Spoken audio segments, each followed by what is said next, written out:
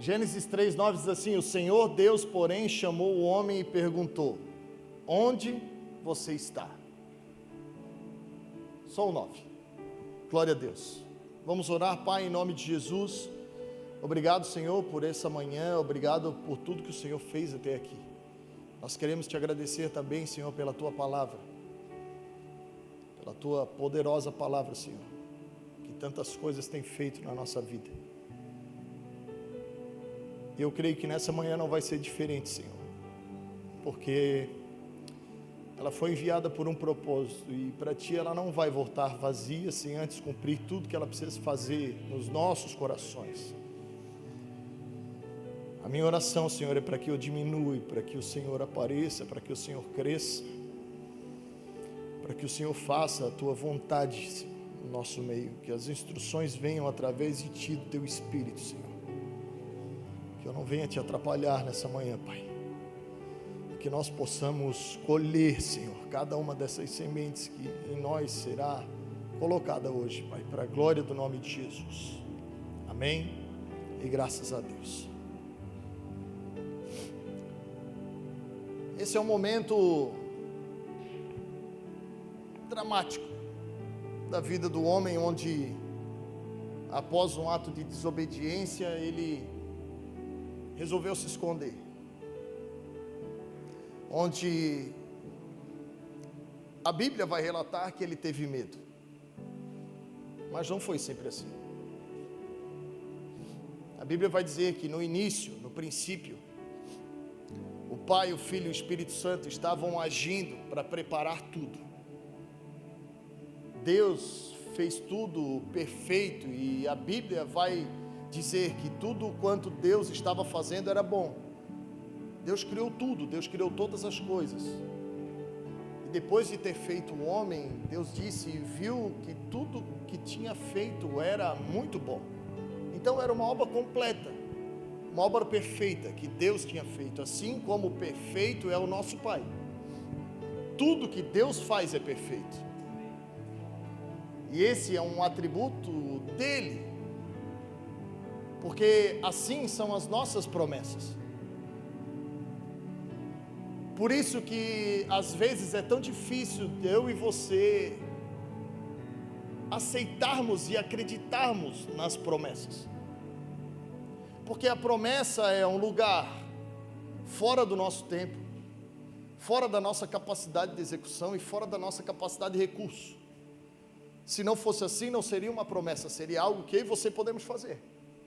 Se eu e você podemos planejar cronologicamente, então nós sabemos o dia exato da promessa acontecer, ou não é verdade? Deus não dá uma data específica, porque Deus é eterno. Deus não se prende ao Cronos, Deus se prende ao Kairos. Para Deus todo tempo é o tempo certo, tempo oportuno, porque no Senhor já está feito, já está pronto. E a nossa luta muitas vezes é chegar até lá. Por isso que o tempo na promessa para nós é uma certa diversidade.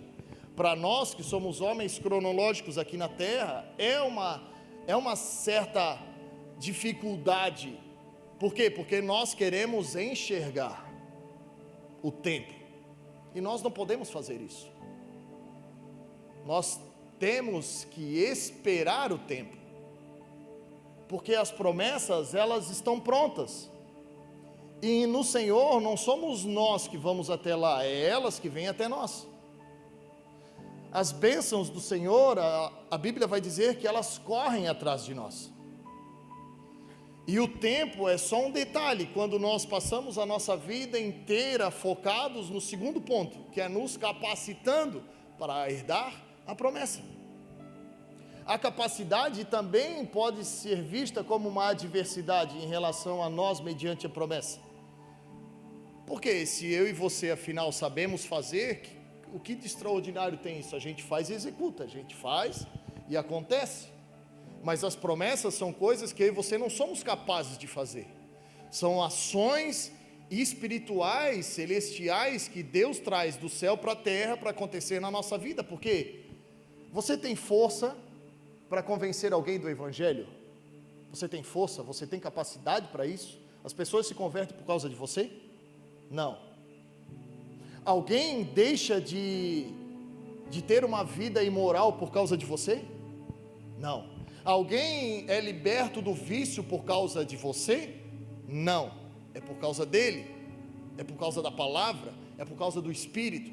É o Espírito que convence, não somos nós. A nós foi dada a palavra de sermos testemunhas, e não é testemunha da gente, é testemunha do que Ele fez na gente. Então nem o testemunho nosso vale, é o testemunho dele, porque dele, por ele, para ele são todas as coisas. Eu e você somos uma testemunha eficaz e válida aqui na terra, quando nós falamos de uma ação sobrenatural, não de uma ação natural, não de algo capaz do homem fazer, não.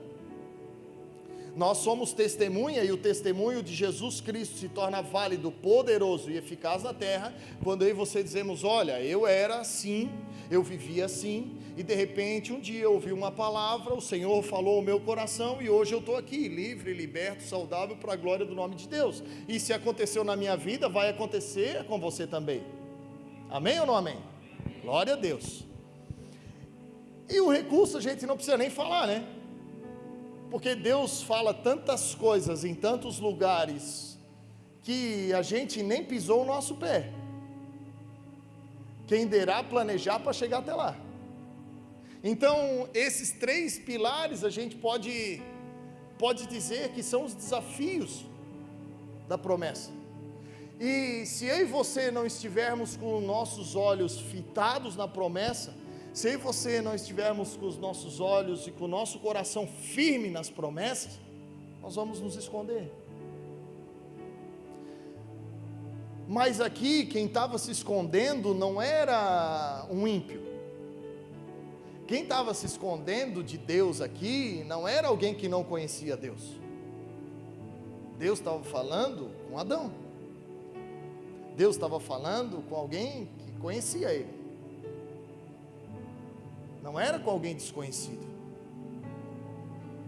E esse é um dos piores lugares que eu e você podemos andar.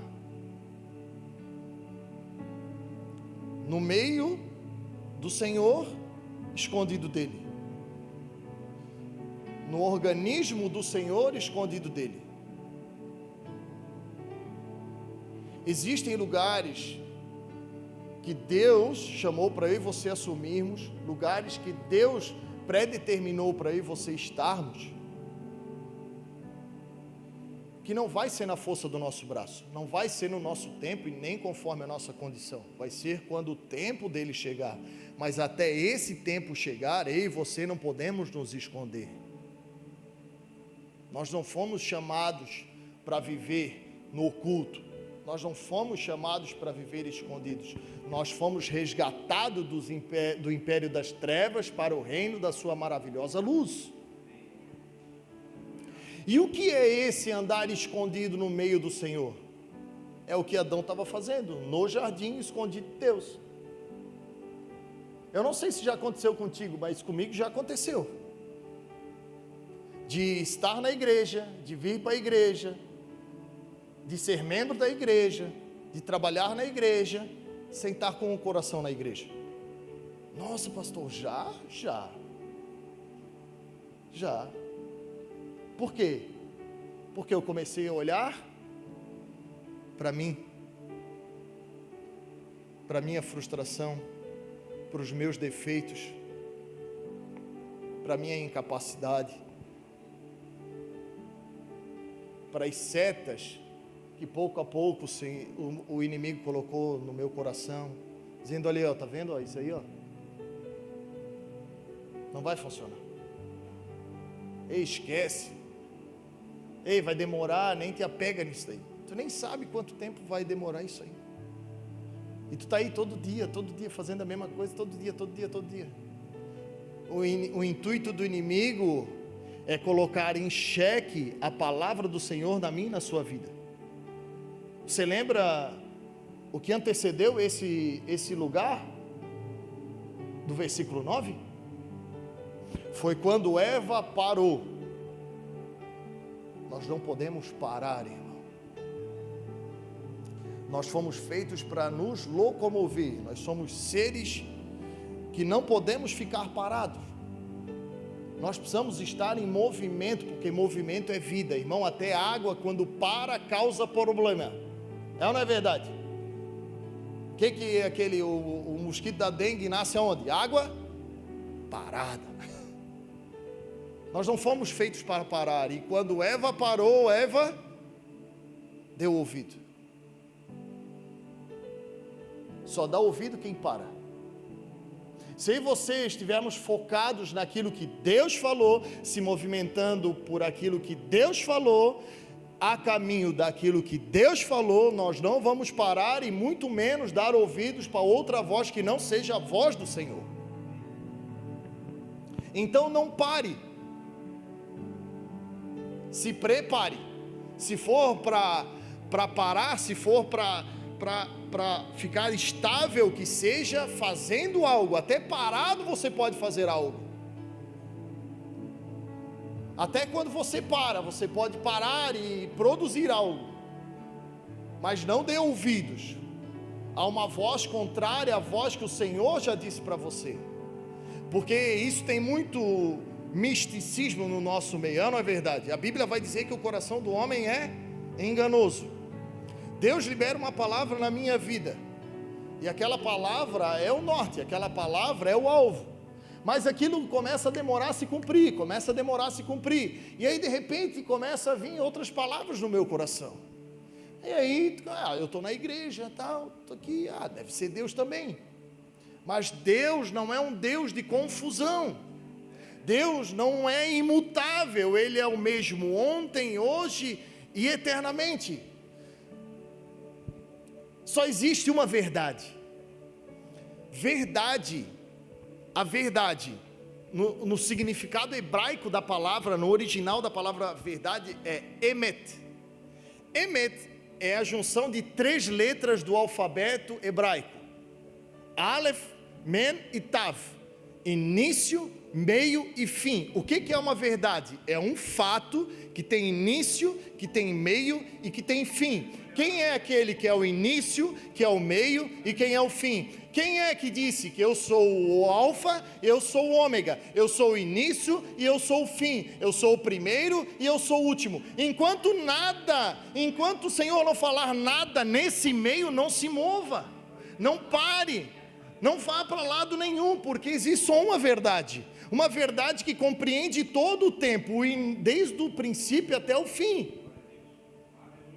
Então, se o Senhor te falou algo hoje, Ele não vai falar outra coisa amanhã. Deus não sofre amnésia, Deus não é louco. Deus pega as coisas loucas, que somos eu e você, mas Ele não é louco. Então não oscile, não busque outra coisa daquilo que o Senhor já colocou no seu coração. Eu e você precisamos aprender a viver e a morrer pela verdade, amados. A Bíblia vai dizer no livro de Atos que depois da descida do Espírito, houve um grande mover, e os apóstolos começaram a ensinar, começaram a pregar, e os fariseus se levantaram e chamaram eles, disseram assim: ei, cara, vocês precisam parar de ensinar esses negócios aí que vocês fazem no nome de Jesus, porque tipo assim, está dando a maior confusão. Mas não é confusão para eles que não entendiam, para eles que eram opositores da verdade, porque ninguém pode ir nada contra a verdade, somente a favor da verdade. É por isso que você muitas vezes carregamos as lutas e as batalhas mediante a palavra que você carregamos. É normal, porque a palavra é uma verdade e as lutas vêm contra a verdade. Mas se eu e você perseverarmos, nada pode contra a verdade. No final, a promessa vai credibilizar a verdade que tu carregou a tua vida inteira. Foi o que Josué falou quando ele foi entregar os seus dias na terra. Ele disse: eu não sei o que vocês querem fazer. Se vocês querem servir aos deuses dos amorreus, aos outros deuses, eu e a minha casa vamos servir ao Senhor. Foi as últimas palavras de um homem que viveu a vida inteira na presença de Deus, porque era uma verdade. Ele viveu aquela palavra, ele viveu aquela verdade. E essa é a nossa luta aqui, amado. A nossa luta para quê? Para entregar a verdade. A primeira luta de Jesus na terra foi essa: se tu és o Filho de Deus, como se eu sou? Ele disse que eu sou, se ele disse que eu sou, está falado. Não são coisas dessa terra, não é a escassez, não é o poder, não é nada aqui nessa terra que vai me tirar desse lugar. Eu sou o Filho de Deus e Ele se agrada de mim, ponto final. Essa é a verdade, início e fim. Essa foi a vida de Jesus, do início até o final. E Deus lhe deu um nome acima de todo nome. Quando aconteceu isso? Depois da obra completa. É uma verdade, é um fato. Se a verdade é um fato, eu e você podemos pegar o exemplo do próprio Jesus na cruz do Calvário. João foi o único apóstolo, o único discípulo a estar presente na crucificação. E no livro de João ele vai dizer que a última palavra que Jesus Cristo disse antes de morrer foi tetelestai. Tetelestai é uma palavra grega que significa está consumado, está feito. Isso é uma verdade. A obra da redenção está consumada, ela teve início e teve fim. Aqui é o final da obra da redenção, está consumado. Tetelestai é a palavra que era usada como um selo, um carimbo no testamento de pessoas que tinham dívidas e condenações na época de Jesus. O que Jesus estava fazendo na cruz do Calvário é carimbando a minha e a sua vida, dizendo: está consumado, você está livre, você está liberto pela verdade. Então ninguém pode mudar isso. Ninguém pode mudar isso. Isso é um fundamento na minha e na sua vida. E as lutas, elas são inevitáveis. Mas a luta, muitas vezes, ela é pela nossa alma. A luta, muitas vezes, é pela nossa carne. E nós sofremos. Nós sofremos mesmo. Nós nos sentimos pressionados. Quem não? Você já desfiou frango em panela de pressão? Quem já desfiou frango em panela de pressão? Eu aprendi com a minha mulher. Ela ficou cansada de desfiar frango. Ela disse para mim: pega os peitos de frango, bota dentro da panela de pressão, fecha e começa a chacoalhar. Quando eu fiz aquilo, Deus falou: pressionado de todos os lados. Mas para minha surpresa, o frango saiu desfiado. E ela poupou o tempo e o trabalho dela. É assim na nossa vida. Às vezes Deus manda a gente fazer algo que não tem muito sentido. Cara, que Deus está falando desse negócio, cara. Deus te manda para um lugar e diz: tá, Senhor, mas não tem nada lá. Não, vai para lá, daqui a pouco vai passar uma carruagem. Vai ter um cara lendo um pedaço da Bíblia lá, vai lá. Só vai, querido. Senhor, mas é deserto, é longe, o mover está aqui. Senhor, ó, o mover. A galera aqui pregando, milagre acontecendo. Não, cara, vai para lá. Quando nós obedecemos, nós contemplamos a manifestação da glória de Deus. E muitas dessas coisas, irmão, vai ser só você e Deus. Porque Deus não precisa de plateia. Deus não é um Deus de show, Deus é um Deus de manifestação. Deus não precisa de um auditório, Deus não precisa de igreja cheia, Deus não precisa. Tu acha que Deus precisa de mim, de você vir aqui limpar a igreja? Limpar a igreja qualquer pessoa limpa, amado. Eu venho aqui, o bispo veio aqui terça-feira, limpou aqui, o Daniel veio aqui, limpa, todo mundo aqui limpa sozinho, cara, mas é uma limpeza. Agora, quando todo mundo faz tudo junto, irmão, é um falando de Jesus aqui, é um falando de Jesus ali, daqui a pouco, quando tu vê, tem 2, 3 chorando no canto, daqui a pouco tem uma galera rindo, e é assim que Deus faz, porque a bênção é na comunhão. São várias pessoas caminhando, tendo tudo em comum, isso é a igreja. É por isso que eu e você vencemos coisas que sozinho nós não conseguimos. É por isso que eu e você não podemos andar sozinhos. Estava acontecendo um mover da verdade em Israel, em Jerusalém. E os fariseus, lembra? A gente estava falando disso. Os fariseus chamaram os apóstolos e disseram assim: cara, vocês precisam parar de falar disso. Vocês precisam parar de ensinar. E Pedro olhou para ele e disse assim: a gente não pode, porque não foi uma história, não foi algo que falaram, é o que a gente vive. O que acontece não é por causa de nós, é por causa dele. Então a gente não pode ir contra o que a gente está vendo, a gente não pode ir contra o que a gente está seguindo. E a Bíblia diz que eles saíram, e dali um pouco passou de novo, e eles viram eles de novo, fazendo milagre, curando, e eles disseram, não, então vamos prender esses caras, vamos dar um susto maior. Prenderam eles, e falaram a mesma coisa, aí vocês precisam parar com esse negócio. Quantas vezes falaram para você parar? Quantas vezes escarneceram de você? Quantas vezes disseram, eita, vai se esconder atrás da Bíblia agora? Tu que é todo errado? Cara, tu não sabia nem pescar. Jesus precisou entrar no teu barco e te dar um monte de peixe, nem pescar tu sabia, agora tu quer pregar? Ei, tu não sabia nem conversar, agora tu está cantando?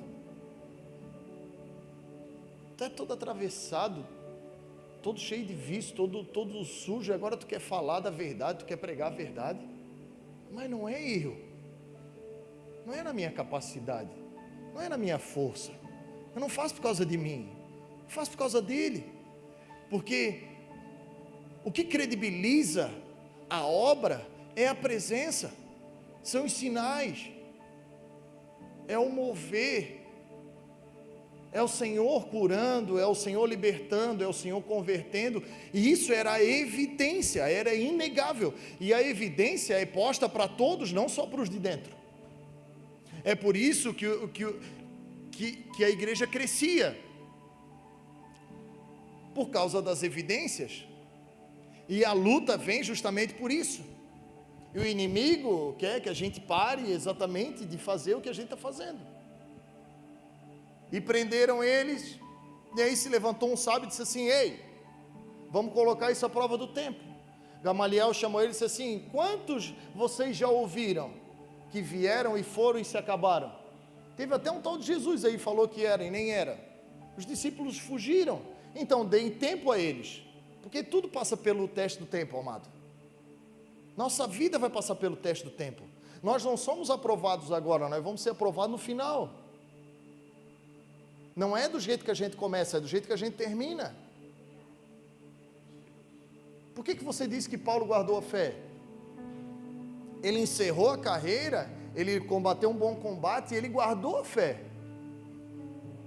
É no final, a nota da prova, a professora dá prova no início? Não, ela dá a nota no final. A nossa nota, o Senhor vai dar no final. Então eu e você precisamos de estudar, precisamos de capacitar para quê? Para passar pela prova, igual dizia o irmão Lázaro, dando glória a Deus ainda. E Gamaliel falou para os fariseus, disse assim, deem o tempo para eles, se eles forem de Deus, se eles não forem de Deus, isso logo se acaba, igual os outros. Agora, se eles forem de Deus, imagina ele dizendo assim, ó, vai ser um abacaxi, vocês botar a mão nisso aí. Porque quem anda com Jesus é perigoso, cara. Quer ver as orações? A gente tem que cuidar até com o que ora. E eles aceitaram aquilo ali, e chamaram os discípulos, falaram, ó, vocês têm que parar com esse negócio. Deram uma maciada na carne deles, e falaram, vão embora. E eles foram embora. E a Bíblia vai dizer, que eles se alegraram, por serem humilhados.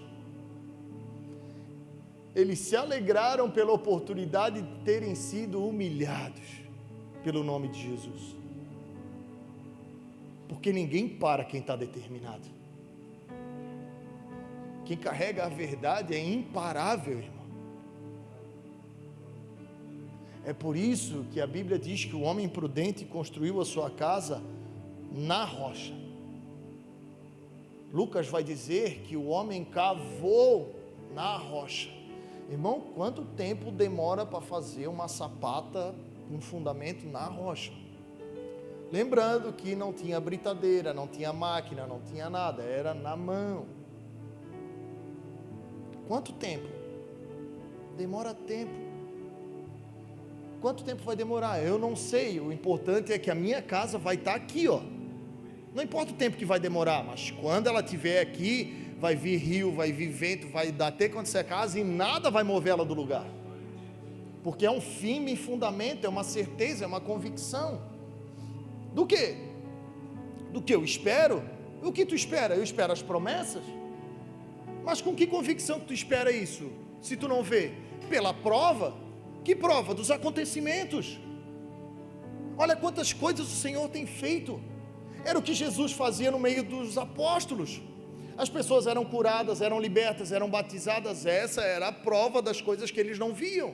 Eles saíam para pregar e não sabiam quantos iam se converter. Eles não sabiam quantos seriam curados. Eles não sabiam. Mas acontecia, por quê? Porque é a prova. Eu e você não fomos chamados para ser espectadores do reino de Deus. Nós fomos chamados para manifestar o reino de Deus. Porque a criação aguarda com grande expectativa a manifestação dos filhos de Deus, não a expectativa. Não olhar, não cruzar os braços, não se esconder. Não, deixa eu se esconder aqui, porque se eu me esconder aqui, daqui a pouco ele esquece, daqui a pouco ele passa, vai para o outro lado, ele vai cuidar dos bichinhos lá, e aí isso daí passa. Não.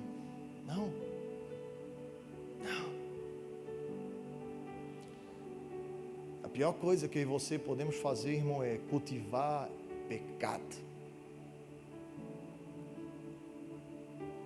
Porque isso tem o poder de se tornar raiz de amargura. E aí o que era para entrar no nosso coração e criar raízes, que é a semente do Senhor, tem um negócio ocupando. Tem outras palavras ocupando. Tem palavras que falaram para ti lá atrás, no passado. Porque só pensa no passado quem está parado. Quem está produzindo não tem tempo de pensar no passado.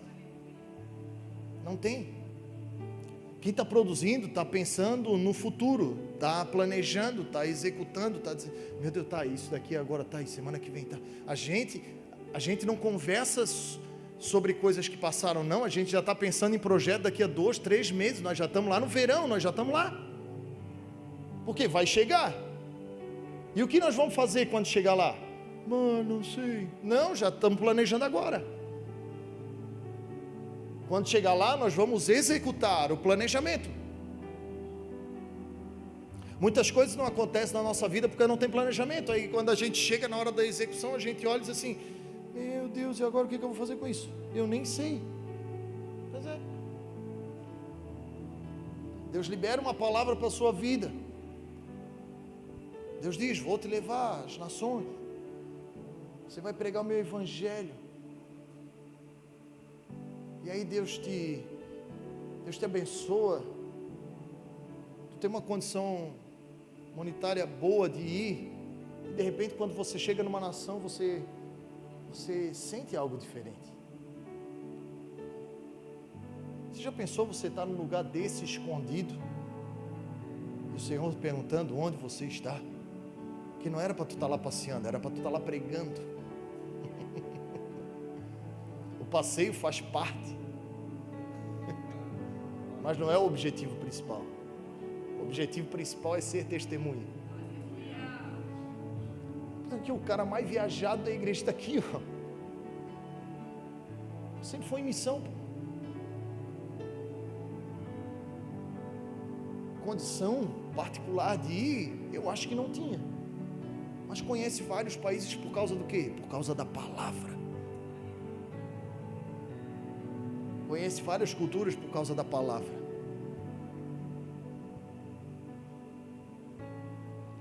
Quando a Bíblia diz para buscar em primeiro lugar o reino de Deus, é isso. Porque se eu e você buscarmos Ele em primeiro lugar, nós vamos viver todas as outras coisas que vão vir até nós. Irmão, Deus é um imã de coisa boa. Pensa, você está em Deus e Deus é um imã. Irmão, olha o jardim. E tudo que havia feito era muito bom. Olha a palavra, dominem sobre todas as coisas, exercer governo. O que é o governo? É o órgão executor. Deus não fez Adão para ele armar uma rede e ficar no meio do jardim sem fazer nada, não, era para ele governar, era para ele dominar, era para ele ser a autoridade de Deus ali no jardim. Foi a promessa. Encham, sejam férteis, multipliquem-se, encham a terra, subjuguem a terra. Nós não fomos chamados para nos esconder. E eu digo para você, você não precisa nem se esconder atrás de uma cadeira, é só você parar e não fazer nada, você já está se escondendo. Você lembra da parábola dos talentos? O cara que ganhou um talento estava escondido fisicamente? Não, ele recebeu um talento. Ele se escondeu depois de ter recebido o talento. Ele escondeu ele? Ele entrou dentro do buraco? Não, ele botou o talento dentro de um buraco. Ele ficou andando, fazendo. Ele ficou vivendo, mas escondeu o que Deus deu para ele. Então não entre nesse lugar. Não ande nesse lugar. Não importa o que as pessoas já falaram, não importa a experiência que você já viveu. Não meça o seu futuro pelo passado. Não meça. O nome disso é depressão, amado. É você viver a expectativa do futuro olhando para trás. Não. O para-brisa é muito maior que o retrovisor. O foco é no para-brisa. Retrovisor é só para te saber, ei, ó, te liga de onde eu te tirei, hein? Fica ligado. Ó, se eu quisesse. O retrovisor é Deus dizendo, ó, se eu quisesse, ó, fica ligado. E Deus está dizendo, o que eu tenho para ti é para lá. Olha o tamanho do para-brisa em relação ao retrovisor. Mas a gente fica, sabe, julgando a situação atual, a gente julga até a palavra do Senhor por causa do que aconteceu no passado. Não. Eu sei que homens maus existem, eu sei que pessoas ruins existem, eu sei que homens possessivos existem, doutrinários existem. Irmão, eu já errei, eu sei o que é isso. Eu já estive dos dois lados.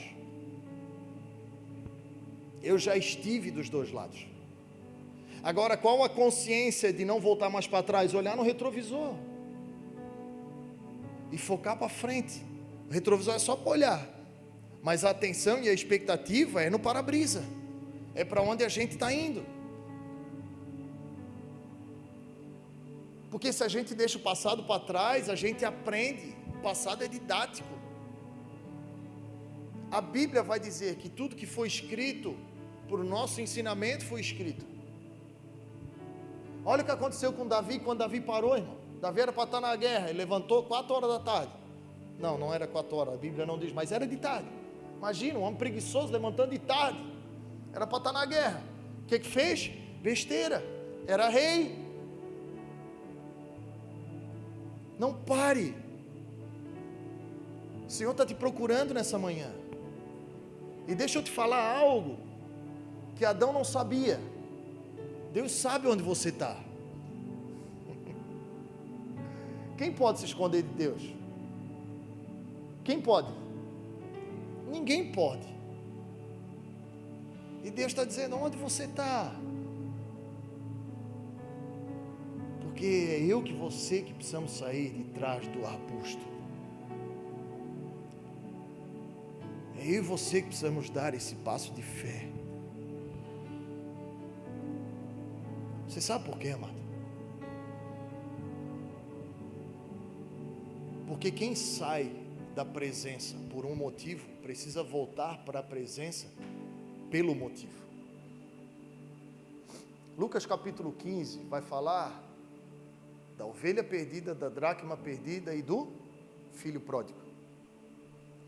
A ovelha perdida, ali os fariseus estavam indagando Jesus, porque Jesus andava com pecadores, enfim, comia com eles, ia na casa deles. E Jesus conta essa parábola, que o homem tinha 100 ovelhas, e perdendo, o pastor perdeu uma se perdeu, ela não saiu porque quis. Então a Bíblia vai dizer que o pastor deixou as 99 no aprisco, foi lá buscar ela, e quando achou, colocou ela nas costas e veio contente e deu uma festa.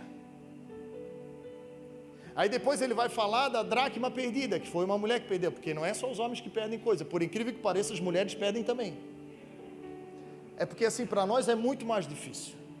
A gente às vezes olha o negócio e pergunta: onde é que está a Bíblia? Ela diz: está lá em cima do móvel, e tu passa o olho 10 vezes e não está. Quando ela chega do teu lado, a Bíblia aparece assim, ó.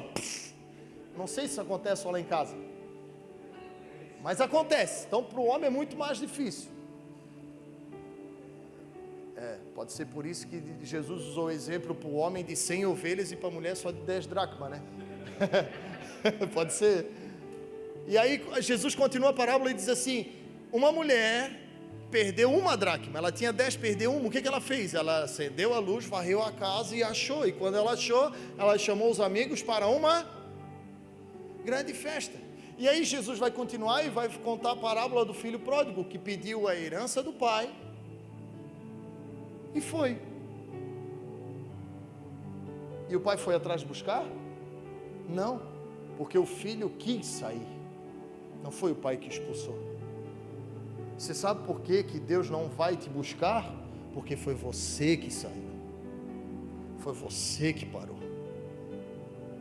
E nessa manhã o Senhor está usando esse exemplo para você sair daí, porque Ele sabe que você tem força para isso.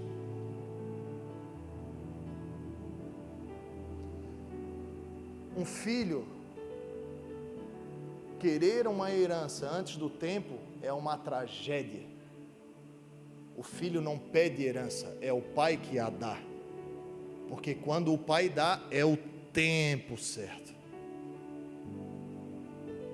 A Bíblia vai dizer que esse filho que quis sair de casa, ele pediu a herança. E o pai pegou e repartiu, porque era dele, era ou não era a herança? A herança não é do filho para o pai, do pai para o filho, amém ou não amém? Era, né? Ele repartiu, tinha 2 filhos, repartiu. O que ficou em casa pegou a herança? Não. O que saiu, pegou a sua parte, depois de um tempo, foi, ele pegou. Tem coisas que Deus já prometeu para você, mas não é o tempo ainda, então não bota a mão, espere, olha o tempo. Enquanto o tempo passa, você se prepara, enquanto o tempo passa, você se fortalece, enquanto o tempo passa, você se capacita, para quando o pai chegar e dizer assim, ó, pega, você vai usufruir, aquilo vai ser uma bênção na sua vida, não vai ser uma maldição. Por que você vê tantas tragédias em famílias de posse? Eu já vi várias tragédias, filhos, homens, irmãos, se jogando na frente de caminhão, porque a vida não tinha sentido, e cheio de dinheiro, vazio, porque dinheiro não é tudo, irmão, pelo contrário, dinheiro é nada, porque se nós não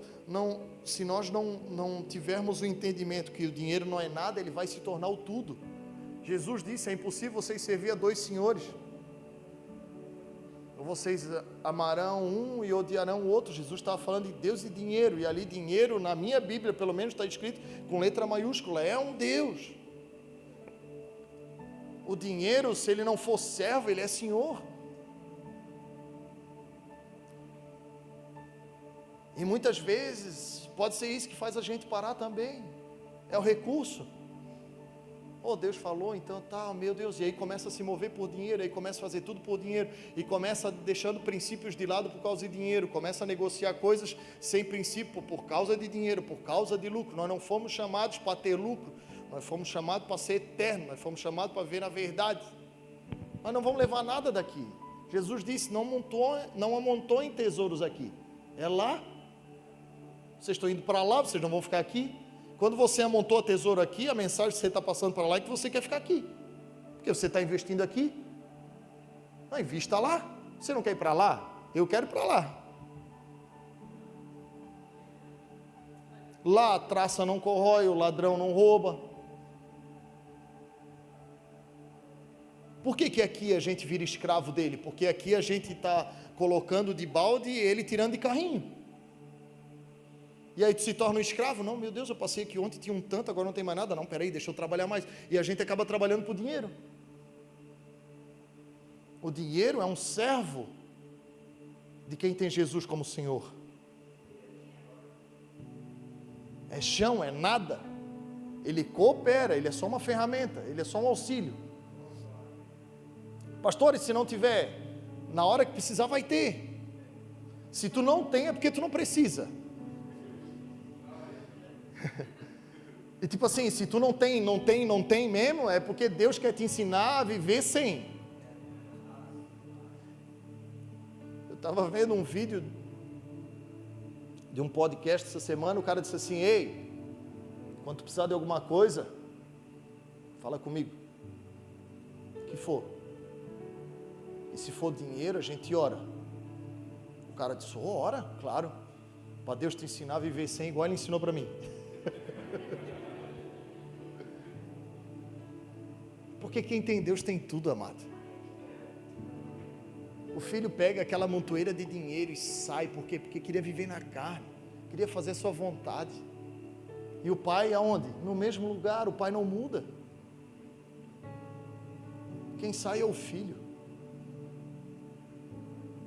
A árvore está lá até hoje, e um dia nós vamos ver essa árvore, nós vamos comer dela. Tanto que para Deus tirar Adão do jardim, ele precisou tirá-lo e cercá-lo, porque senão ele teria acesso à árvore.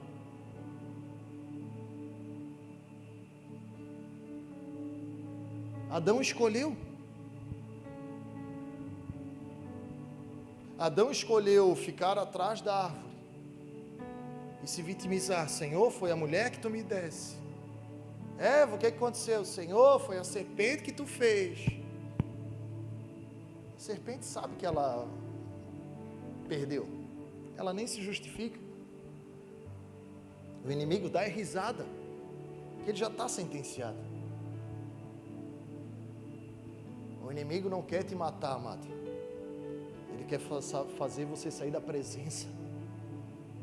Ele quer fazer você sair da casa do teu pai. Assim como ele fez com o filho.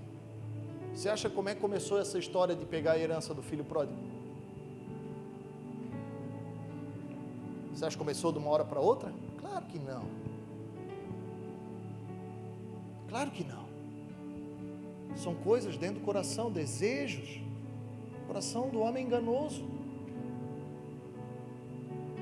Ele sai, você conhece a história, gasta tudo, vai para uma terra distante, quer comer com os porcos, nem isso eles dão para ele. De repente, meu Deus, os servos do meu pai têm comida com abastança. Eu vou voltar para lá e ver se eu consigo pelo menos uma vaga de servo, né? O Senhor não está te chamando para ser servo. O Senhor está te chamando para ser filho.